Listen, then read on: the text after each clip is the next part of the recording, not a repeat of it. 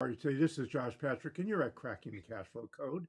And my guest today is is Glenna Crooks, and she is just a rock star. I met her, oh boy, I don't know, about 6 months ago at a program called Heroic Public Speaking. She was kind of intimidating at first, but once I finally had a few conversations with her, I said, man, this is one interesting woman who has done unbelievably big things. And we are so lucky to have her on our podcast this morning. I think I'm going to just shut up and bring her on, and you can see your own with yourself how brilliant she is. So let's bring Glenna on. Hey, Glenna, how are you today? Josh, I'm great, and I'm so happy to be here today. It's so nice to see you again after the wonderful time that we've just had together in Lambertville with heroic public speaking. It's great. I mean, that group was so good, and you're a genius at putting groups together. I mean, it wasn't you put the group in Lambertville together, but you put some other groups together which are just really high quality, and there's a real skill that goes with that. But I have a question for you because this is really curious. How did Robert Downey Jr. kickstart your work? All right. Well, um, I was a global consultant at the time. I still am, working in healthcare.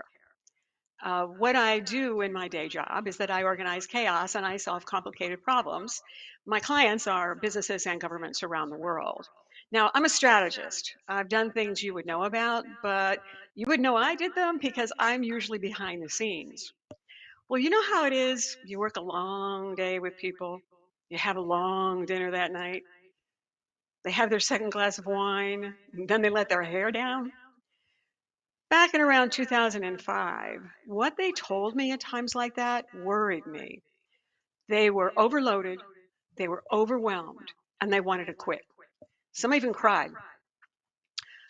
I thought it would be bad for all of us if they left the workforce. They were talented people. They were caring people. They were in important positions. Some of them had millions of dollars at their disposal to do good things with and improve the health of the people in the community where they lived or the world that they served. So I went looking for an idea, a solution.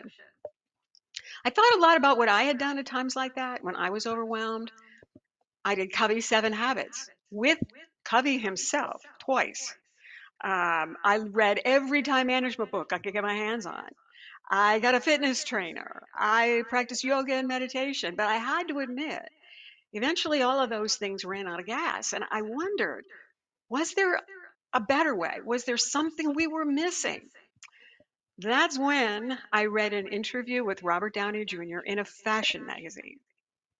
Now, to be honest, I don't usually read interviews in fashion magazines, but I happen to like action flicks and superheroes, and I had just seen the trailer for the first Iron Man. Now, in this interview, what he said is that he had a pit crew of people helping him out. A yoga teacher, a sensei, a psychiatrist. He said, but I need a pit crew because after all, I'm not a Model T, I'm a Ferrari. And it takes more of a pit crew to keep us on the road. I was in one of my snarky moods that day because I thought to myself, Buster, you're a Ferrari, I'm at least a Maserati. And you're right, it takes a pit crew.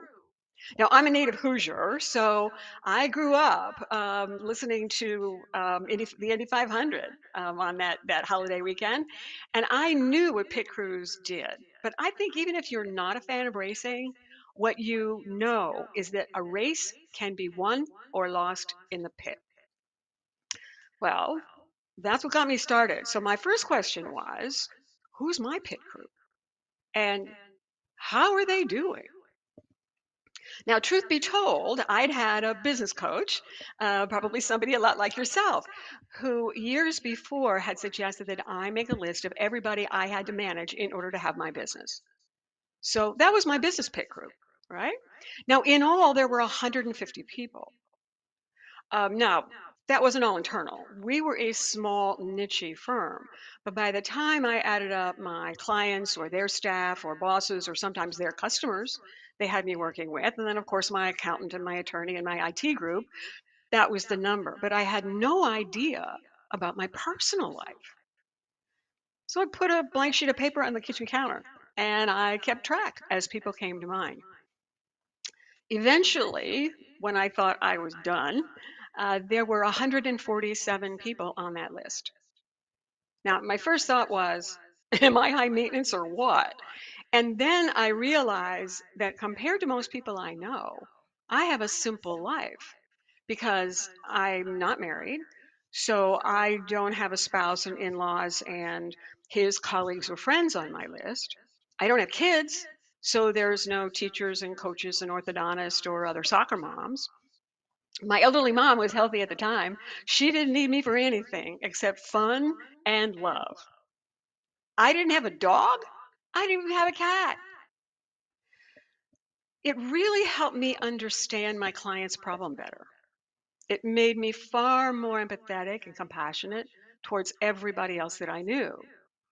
Now, I started to make changes to improve my life, and people noticed when I shared what I did and they did it and it worked for them. That's when I realized that there was something here. It wasn't just me as a one off and some idiosyncratic thing. So that led me into well over a decade of research, actually 15 years now. But at the 10-year mark, I stopped and wrote a book about it. So that's the origin of it. Would you like to hear about the networks and how I've discovered the 8 that support us as working adults? Yeah, that was going to be my next thing I was curious about is what are the 8 networks that support us? Because when I hear 300 people, I don't think I know 300 people. I probably do, but I'm really curious about the 8 networks that support you. Yeah. Here's what I can reassure you. You absolutely know more than 300 people. Um, they're just hiding in plain sight. And what I do is I help you find them. So the best way to think about what I do is to think about it as understanding and optimizing human capital. We have all kinds of ways to understand and optimize financial capital, but we really don't have a good structure for understanding the human side of capital. And that's usually the most valuable we have. So here's the 8 networks. This is going to be very intuitive. It's very easy to remember. The first 5 I call birthright networks because you were born into them. Your parents created them for you. Now, you started changing them as you grew up, but what these networks provide for you is something you will need for your entire life. So the first one is a family network. The second is a health and vitality network. The third is an education and enrichment network. The fourth is a spiritual network. And the fifth is a social and community network. Does that make sense? It does. You can sort of imagine those people as I say that. I can. Now, then what happens is as you mature, you move into 3 more networks, which I call coming of age networks. So the first one is a career network, which is the place where we usually think about networking. Then a home and personal affairs network. Personal affairs being things like your banker, your car dealer, your accountant, your lawyer, and so on. And then finally, you have a network I call ghosts. Now, I didn't go looking for ghosts, but when I did my research with people, they kept showing up. See, the way that I work with people and the way that I did my research, which sort of sit with them inside their life and look out around them 360 degrees at all the various types of people. And what I do is prompt people to remember. And then, that makes them remember even more people. Now, what happened is that the more we talked about the people who were in their life today, the more they also mentioned people who used to be in their life. So that's who ghosts are. Ghosts are people who used to be in your life. Maybe they moved away. Maybe they passed away. Maybe your paths just diverged somewhere along the way. And they're really important too, because they're having an impact on you, even if you're not with them every day today in your life. And then one final other type emerged in the ghost category. I was working with someone one day and she said, could I put Oprah in my network? I'll never meet her, but I admire her. And I said, it's your network. You can do whatever you want. I was And just going to ask you about that because I'm writing a memoir right now. I just wrote my chapter on mentors yesterday, and I have a ton. I mean, probably 500 mentors who I'll never meet, I've never met, I've just read or seen speak on a stage someplace. Yeah. Well, here's why knowing who they are and putting them in your network. I mean, we actually create a visual image for people. We use different sorts of images, but my personal favorite is a mind map. One of the reasons to put them there is that every network, now we're getting to network science, has a center of gravity. I learned this playing tennis, although I didn't realize it at the time. When I played with a better player, my game was better. When you hang out with smart people, you get smarter. I Yep. mean, that's the great privilege of my career. I have been so lucky to have been surrounded by really talented, really good people. So I've been able to learn. So if you are below that center of gravity in that mentoring network of that you've just described, it will pull you up. Now, there's another problem there, though, to be aware of. And this is something that I'm very careful to talk with first generation entrepreneurs, first generation college students, anybody who's first gen in what they're doing, is that that when you are in a network at a higher center of gravity, that will that center of gravity will pull you down. So many people have seen this as they have advanced in their careers. They may have gotten along really well with people, but then they got a promotion, or then their business became more successful, or then they got an advanced degree, and all of the old friends and colleagues, and even maybe some of the family members, try to pull them back, worried about. And they are worried about something that they don't quite understand, and that is we survive in groups. So if it looks like you are going to become more successful than the people in your group, and that they are worried you're going to move on and they won't survive, how are we going to survive if they leave? So there are so what anybody who is growing in their career or growing in their business needs to know is that they will face that, and that the people who might criticize them or test their loyalty, it's not really about you, it's about them. They're afraid. Just reassure them. You still love them, Yeah. but you're going on to be successful. There's another side to that, which I've noticed when I was growing my business, is that we would grow out of our management team, meaning that the management team we had at 20 people was not adequate at 50 people nor at 100 people. And that was something that was always painful because when you grew out of a manager, you were definitely disrupting life. Sometimes I had to leave the company, sometimes I had to take a step back, and sometimes when I took a step back, it didn't work out. So then we had to ask them to leave the company. Uh, and I've seen the other side of that. This is especially true with money. I see people who have created significant wealth often leave behind their old friends. um, the story I tell myself about that is that, you can't afford to play with them anymore, so they find people who can. But I'm not sure that's true. But I've noticed that over the years, as people become extremely wealthy, they tend to leave behind the people they were friends with when they were just wealthy. You might have heard it said that you will never be more successful or wealthy than the average of your five best friends. Yes. That's another network effect. So if your friends truly celebrate your success, then they're keepers in your network.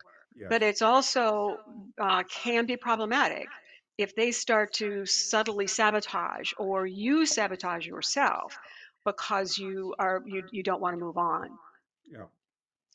Now, I would like to talk about just one other kind of network. The first eight that I mentioned are what I call life networks. These are sustaining. These are people who are with you for long periods of time. But then there's another kind I call event networks. So these are people who show up when you have an event and help you temporarily. For example, you have a car accident. Well, you're going to need your insurance agent and an adjuster and the repair shop and all of that to help you with that event. They will be there for you during that time, but then they'll pretty much disperse. Yep.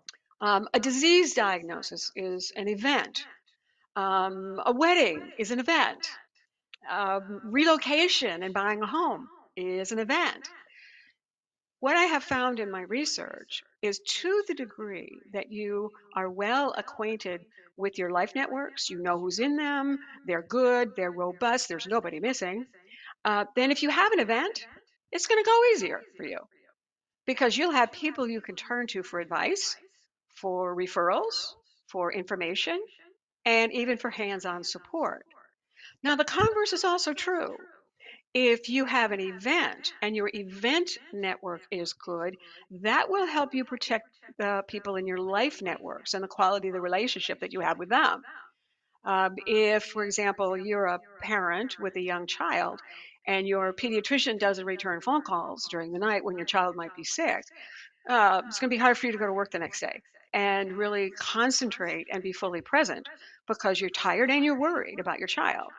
Um, those are the things that I think as our lives become more complicated, we aren't really as aware of as we might be. And personally, I have seen this harm entrepreneurs and small business owners to a far greater degree than people who are in corporations and have a large number of people around them in the workforce to sort of take up the slack when they can't be fully present that day or when they need to be absent.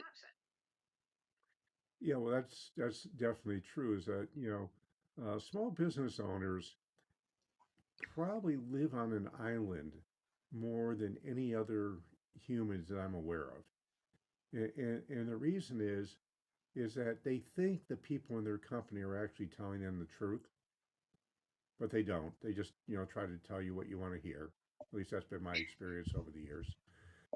Occasionally they will if you give them a way to make it safe and easy to do, but most business owners never do that. And they feel like most business owners, and I'm amazed at this, they have less advice and help around them than almost anybody else I can think of. In a large corporation, you have bosses and you have team members and you have a ton of support. In a small business, you basically have you. And unless you actively reach out to build a network where people will tell you the truth and give you support when you need it, it's a really lonely place to be. And in my experience, it's one of the main reasons business owners burn out. After 20 years of being master of the universe or thinking you have to be, you get really tired and you want to just quit. I have it's unusual when someone walks in my office and doesn't tell me they want to sell their business yesterday. Right. You know, you are, I think, one of the most articulate voices about the need for balance when Yes. somebody is a business owner. And that resonates very much with what I say about knowing what their 8 networks are. Yep. And I have one example. I actually walked into one woman's shop as a customer one day, and she burst into tears. And I she's become a good friend now over the years. I told her about the work that I did, and we sat down and looked at her networks. We When I gave her the mind map, she printed it up really large at Kinko's, and then hung it on her bathroom wall. And she would lounge in the tub at night and contemplate it.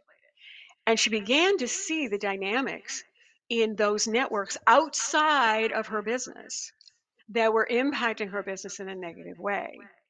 She started making changes, and within 6 months, she tripled the size of her business, negotiated a better rent with her landlord, and started a foundation for women with cancer.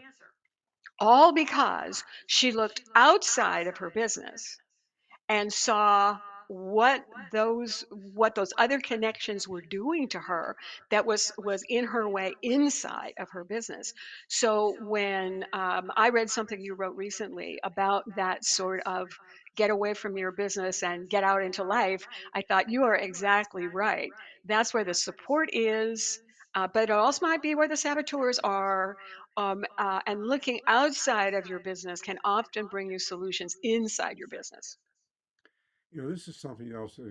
One of my little side projects I play around with in my head. I haven't done anything with it yet. I call a 100-year project, which is how would you be living your life differently if you knew you were going to live to 100 years old? Maybe not as valid for me, who's 70, but certainly valid for my kids who are in their late 30s, because they're likely going to live to 100. And the old model of educate, work, retirement, to me, doesn't seem to make a lot of sense. And the truth is, at 70 years old, I'm not ready to go sit on a shelf someplace. But I do feel like I'm being put out to pasture through some ageism. And doing the exercise of writing down my entire networks on both sides for this would be enormously valuable. I mean, this is something I've really never thought of, but I'm sure I've got at least 300 people, both inside and outside in those 8 networks. And then in the Ghost Network, it's probably 500 to 1,000 of people who have impacted and can impact my life. And I just have to choose the ones that I want to use going forward. I want to keep up going forward. Exactly. And what I will say is we know that children born today are virtually guaranteed to live to be 100. But there's another reason. As we do get older, everybody I know wants to remain in their homes. And one of the keys to doing that successfully is having robust networks. Um, I now work with seniors to do that. And in fact, that's the topic of my next book, which is the working title of which is called Longevity Pioneering: Building Networks to Remain in Control of Your Life. So, this idea about networks is something that has application at every stage of our life. Luckily, we've never been taught to do this, but luckily it's easy. Once you have a framework like this, you can then start noticing, and like as I said at the beginning, you'll find that you have far more human capital available to you than you ever realized, and that. Combined with whatever financial capital you have, allows you to do whatever you dream in your life. Yeah, we call it the 2 sides of life. You have a financial side and you have a personal side. Hmm. Both are equally important and both have completely different skill sets. And in my experience, there are very few people who can deal with both sides of that, especially in the private business world. Well, I've watched you do it on the financial side. You have the structures and the knowledge and the experience to do that. Where I come in is on that human side. And as I said, nobody's taught us to do that. We haven't seen a structure. We haven't seen structures that allow us to make sense of what those assets are. So my goal is to help people do that. Cool. Hey, Glenna, unfortunately, we are out of time. And this has been the most interesting conversation I think I've ever had about networks because I generally avoid them at all costs because I hate networking. But uh, how would people find you and find your books and find when you're speaking? Because you have a tremendous amount of really interesting things to offer us. The title of the current book is called The Network Sage: Realize Your Network Superpower. It's available wherever you buy books and also on digital versions. And the other better way is my name, Glenna Crooks. My email is glenna@glennacrooks.com. One of my websites is glennacrooks.com. I have more that are coming online very soon. And that's the way to start. You can Google me. Cool. That sounds great. And if you do, you're going to find a zillion entries because I did that. And I've got something I'd like you to do. This is like episode 428, I think. And uh, that means we've been doing this for about 8.5 years. And I would really like to have you go wherever you're listening to this podcast, give us an honest rating and review. If you love us, give us 5 stars. If you hate us, give us 1 star, and then I'll cry a little bit, but maybe get over it someday. But it's really important how people find the podcast. If you've enjoyed this one with Glenna, why don't you help some others find it too and go give us a rating and review? Hey, this is Josh Patrick. We're with Glenna Crooks. You're at Cracking the Cashflow Code. Thanks a lot for stopping by. I hope to see you back here really soon.